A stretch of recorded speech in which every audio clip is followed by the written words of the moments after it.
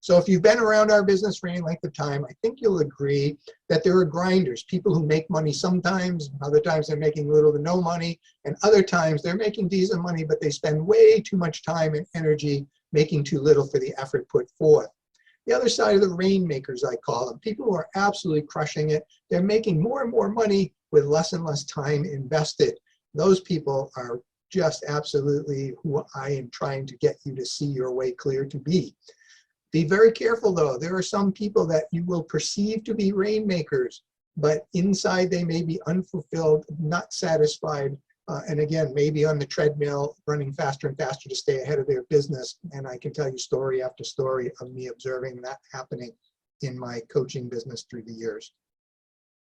But I want to ask you, have you ever wondered why some people do and some people don't? I'm going to talk about this briefly before we get to the action phase. So please be patient with me. This is really important and stuff. It may be a little deep, but it's really important. Let me ask you, what happens when your car is out of alignment? Ever have it happen? Initially, if you haven't, you begin to feel a little shaking in the steering wheel, typically up around 60, 70, 80 miles an hour. Not that I drive that fast. That shimmying causes the tires to begin to wear.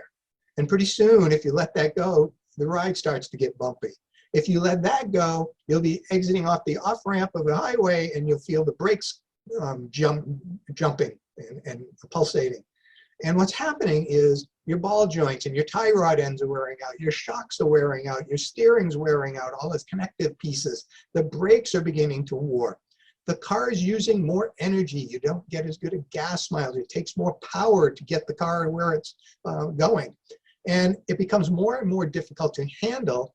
And eventually, what happens if we don't fix it? The car begins to disintegrate. It will literally start to shake apart and become unsafe. You and I are no different. If we put too much pressure on a process or in a system in a business that isn't built, or us personally for that matter, isn't constructed in a way that is in alignment and integrated, things will begin to disintegrate and the collateral damage can be horrific.